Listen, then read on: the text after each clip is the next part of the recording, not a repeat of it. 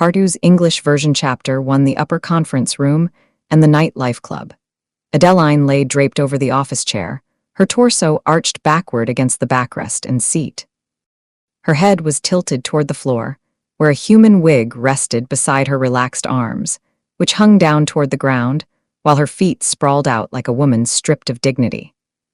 Her expensive designer underwear was carelessly placed atop her luxurious and stunning snakeskin handbag, with her red Jimmy Choo heels scattered at opposite ends of the hallway.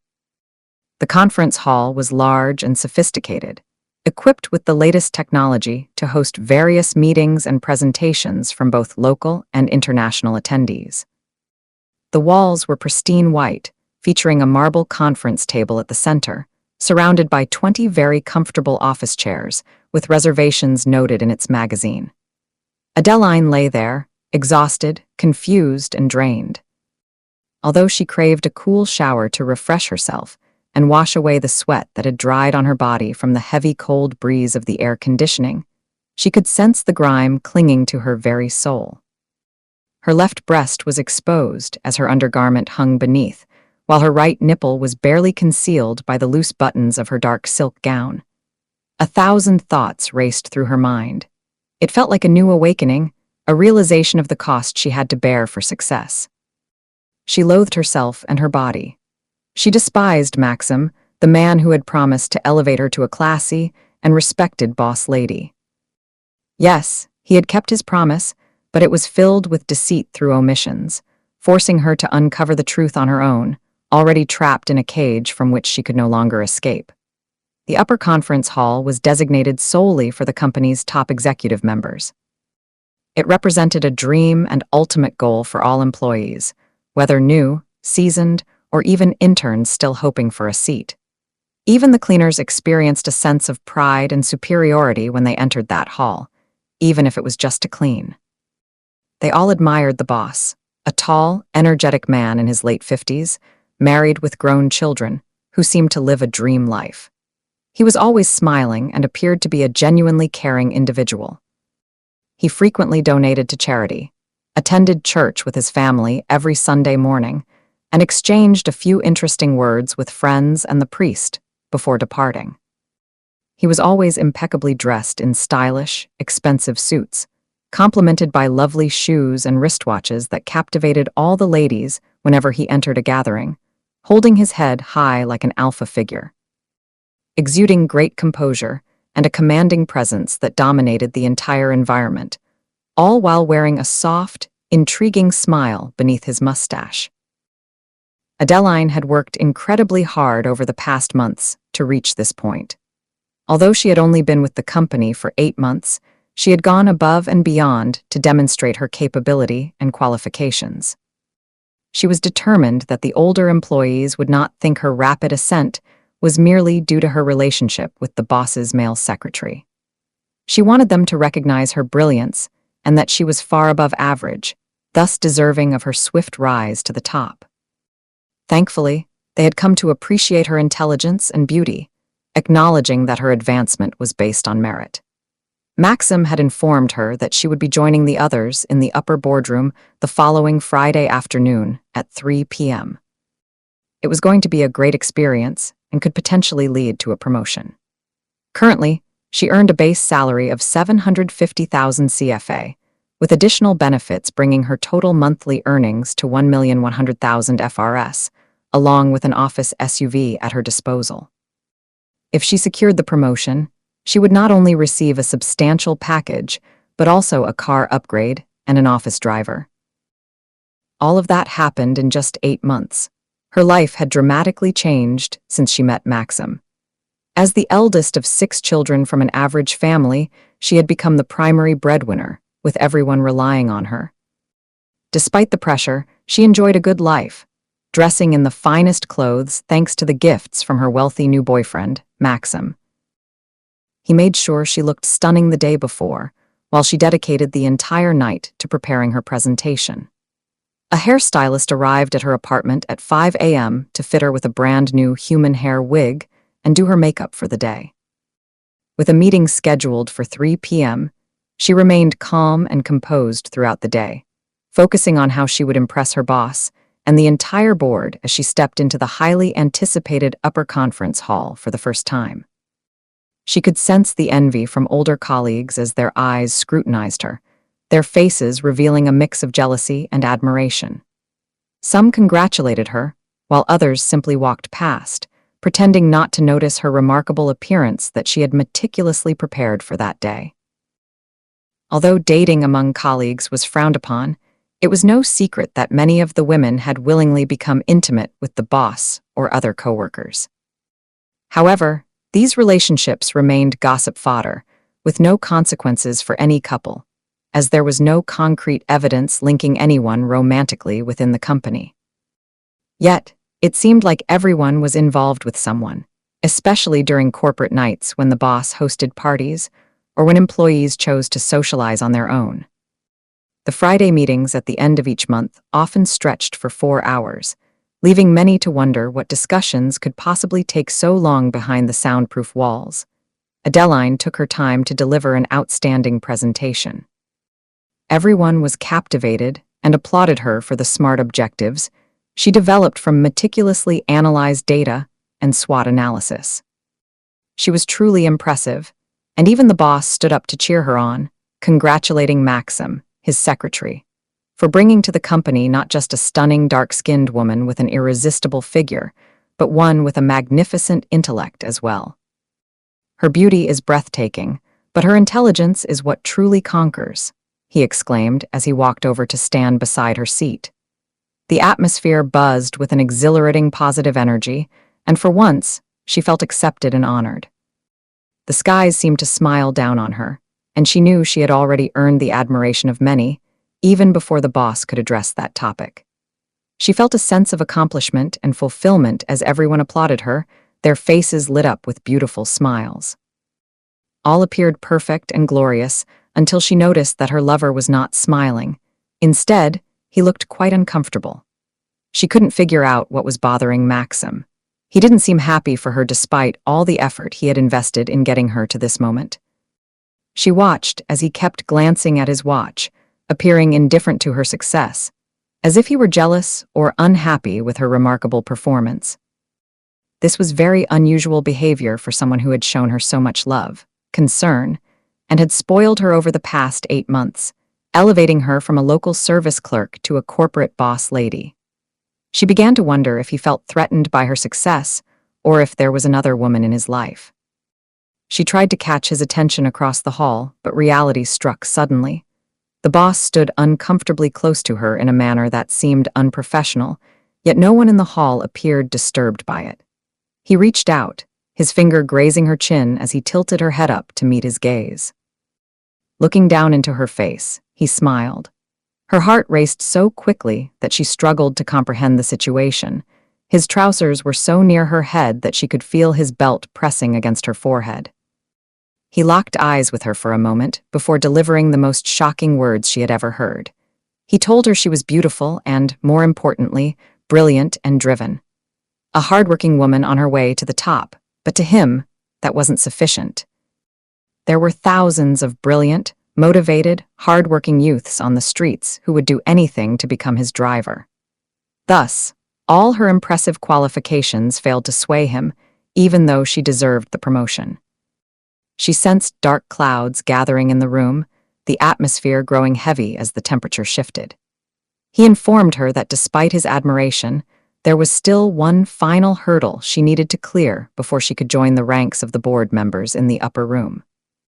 Many had aspired to that position ever since a vacancy arose. It was said that the previous occupant had committed suicide, although official reports claimed it was due to a prolonged illness. He had been searching for someone to fill the role, but found no one suitable, as those who could take on the task had already been too close to him, leaving them secure in their current positions while he sought someone brilliant, fresh, energetic, and ready to step into that seat. Fortunately for him, his personal assistant, Maxim, had discovered her. She gazed at him and then at her lover in bewilderment, trying to make sense of the situation. She gazed at Maxim, who was doing everything he could to avoid looking at her face, only to have her turn back and confront her boss, revealing a monstrous sight before her. The once respected philanthropist and cultured individual had transformed into a cruel, lustful being right in front of her. He had unzipped his trousers, and his manhood was fully erect, pointing directly at her face, nearly brushing against her lips. She let out a scream, but the elderly woman seated to her left urged her to calm down, explaining that the walls were soundproof, and no one outside could hear her. Whatever transpired in that hall remained there. The woman advised her to act quickly, as everyone was tired and had other appointments to attend. They had all experienced this before, and it was nothing new. The boss, wearing a very stern expression, reminded her that she knew what to do and needed to hurry, as his manhood was becoming harder. Adeline felt tears streaming down her face, trapped in such a dire situation. The boss warned her that she had to either comply or leave the company for good, abandoning all her office belongings. He reminded her that she was still an intern, awaiting full status. She sensed the eyes of everyone on her, filled with shameless expectations, while her lover turned away. Immediately, the boss pulled her mouth open and forced his massive, throbbing manhood into her mouth, gripping her head from behind and thrusting in and out violently, causing her to choke and struggle for air. This continued for about 7 minutes, with everyone watching calmly. As she attempted to pull away at the end, feeling the hot liquid making its way into her mouth, he held her tightly, forcing her to swallow. His body trembled with excitement, his hands still pressing her head hard against him, pushing his manhood deep into her throat, nearly suffocating her. He stepped back, finally taking a deep breath of relief as he zipped up his trousers, shouting that she was amazing while she gasped for air in her seat. He grinned at her and said congratulations. She had secured the job and was welcomed into the inner circle of the company, but the initiation was far from over. She wondered what would happen next. The woman beside her began to unbutton the top of her blouse, while 2 other executives, along with the boss's personal driver, stripped off their clothes, walking towards her in the nude. They moved her chair to a more open space, and in front of the entire crew, gang-raped her, taking turns using her mouth and vagina for over an hour, ensuring they all finished inside her, before getting dressed and returning to their seats. A chilling breeze from the large automatic coolers quickly drying their sweat.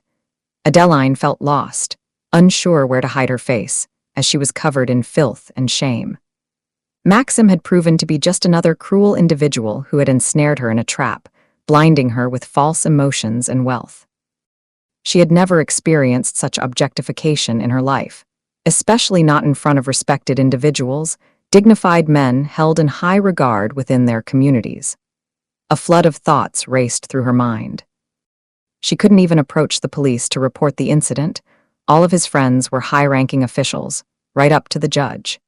She feared being labeled mentally unstable and losing everything. Maxim was assigned to guide her to the secret warm rest area where she could refresh herself. It was a VIP washroom featuring a jacuzzi and an array of luxurious items for facial treatments and dry cleaning of clothes, along with various body lotions suitable for all skin types. She could hardly walk, so Maxim had to support her on his shoulder, allowing her to move slowly. He carefully removed her clothes and gently placed her in the large bathtub, letting warm water cascade over her body from all angles. She tried her best to avoid making eye contact with him, focusing instead on looking away while he bathed her. He dried her off with a clean towel, set her on a nearby chair, and hurried to get her clothes dry cleaned. Once he finished, he dressed her, adjusting her wig perfectly, and like a skilled esthetician, he applied a stunning makeup look for her. He then led her out of the building slowly. Everyone had already departed, except for the guards on duty. He informed her that she would no longer need a formal service car and escorted her to his vehicle. He helped her into the seat and drove away. She still couldn't feel her legs or comprehend what had just happened.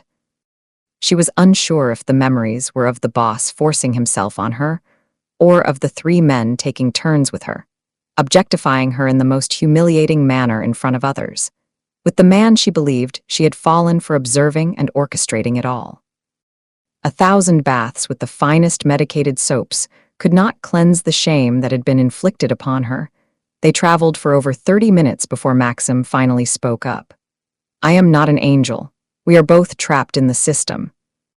Many people see me and believe I lead a dream life, but little do they realize I am merely an object, a plaything for the wealthy and influential.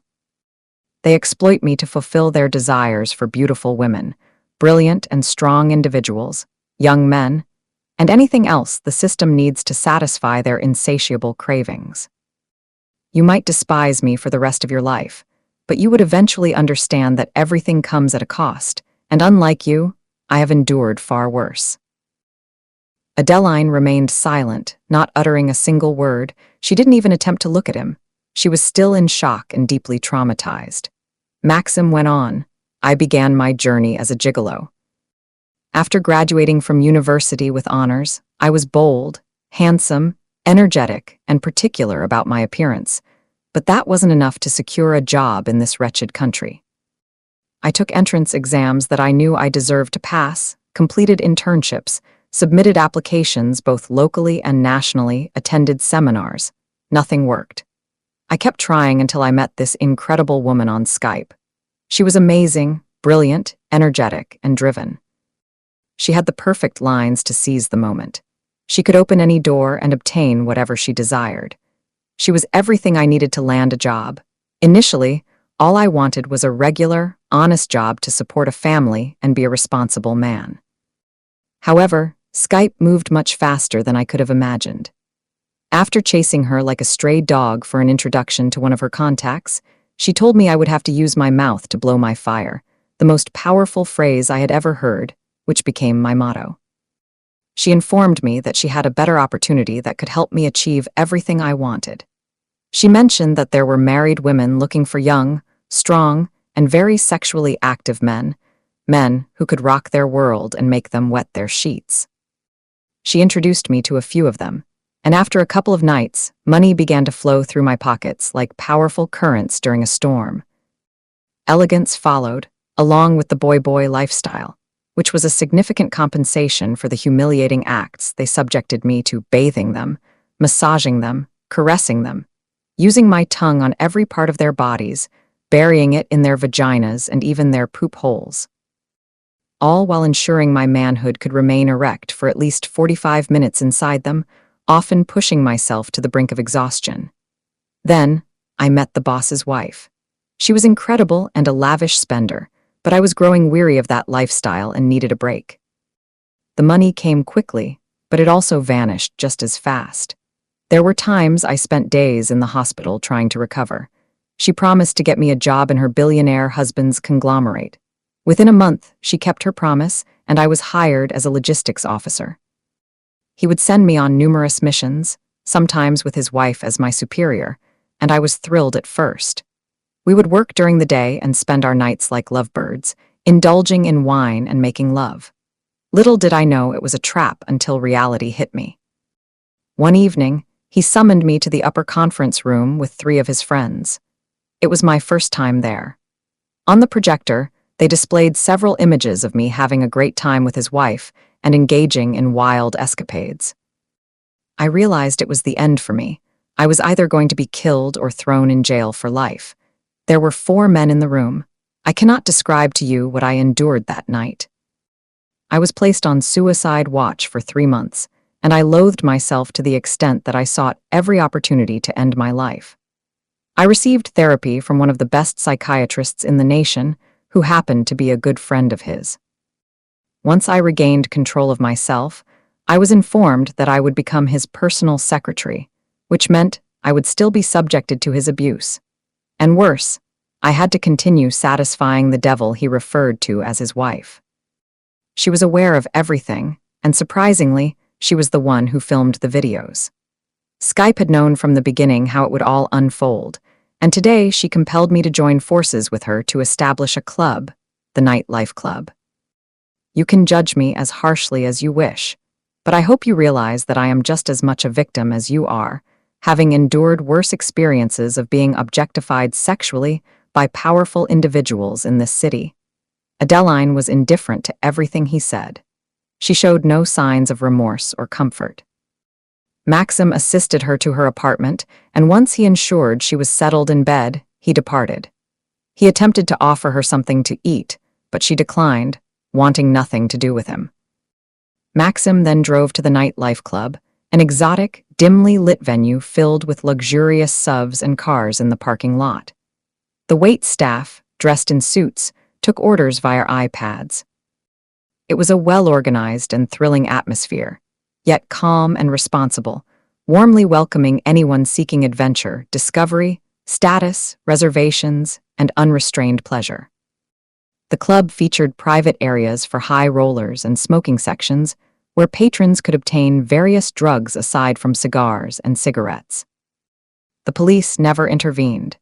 Instead, the fortunate ones were invited guests who enjoyed the enticing dance performances from the strippers and complimentary whiskey. The club boasted rotating DJs, 3 animators, and a guest artist or influencer every last Saturday of the month to liven up the salary drop period. It included a lounge at the back, a pool with 5-star guest rooms, and a 24-hour restaurant and car rental service. A total of 50 employees, all neat, responsible, and capable, jointly owned by Maxim and Lady Skype, who also shared a close relationship despite their complicated lives. Maxim entered the office and planted a kiss on her cheek as he settled into the seat beside hers. Their accountant hurried in to share a list of purchases, but he dismissed it, saying they would take care of it the next morning. Skype turned to him with a smile, pausing briefly before teasingly asking if his beloved Adeline had finally uncovered the truth about him and his crew. He remained silent. She laughed even louder and continued smoking a $300 Cuban cigar. Reaching for her phone, she instructed one of her employees to meet her at the office. Minutes later, the lady arrived. She was tall, with ample breasts and curvy hips, dressed in a seductive yet classy manner, undeniably appealing to anyone who glanced her way. Adorned with an expensive wristwatch, a human hair wig, and a handbag, she spoke through her nose like a French woman. Her perfume was soft yet captivating, drawing the attention of everyone nearby. She carried herself with the confidence of a golden prize, exuding independence and accomplishment, a trophy any man would vie for, much like national sports teams battling for a World Cup. She sat before her boss, crossing her legs, her feet glimmering in her gold-colored, expensive heels. Skype admired her poise, appreciating how she presented herself like a high-powered businesswoman. She commended her progress, assuring her that in 3 years, the city would be at her feet if she followed her guidance closely. Then, she could pay off her debts, work for her for perhaps 5 years, and earn enough to start her own nightlife club in another part of the country. She had everything it took to succeed within a decade. The lady nodded in appreciation, referring to her as Madam. After the compliments, Skype got down to business, informing her that her team had successfully caught the attention of a business owner who had just moved back from abroad and was settling in. He was in the process of establishing a large hospital in his village, and according to insider information from the banks, he had a substantial bank account. He was set to become a primary target. That evening, the boys managed to invite him to their club, where he was relaxing in the VIP section, sipping on a light cocktail. She needed to devise a plan to capture his attention by offering him a bottle of champagne, presenting herself as a successful businesswoman in town who specialized in wholesale baby clothing and supplies. Arrangements had already been made with the Customs and Taxation Office to validate her identity, complete with a rented warehouse that would serve as her showroom and a Jetour SUV with a driver at her disposal, all of which she would claim as her own. Their intelligence indicated that his family remained in the U.S., and he was here alone to oversee the project. Her objective was to cultivate a friendly and intimate relationship with him over the next 6 months, portraying herself as a busy entrepreneur interested in him. For the second phase, she aimed to persuade him to invest at least 100 million CFA into a business venture. That was their goal.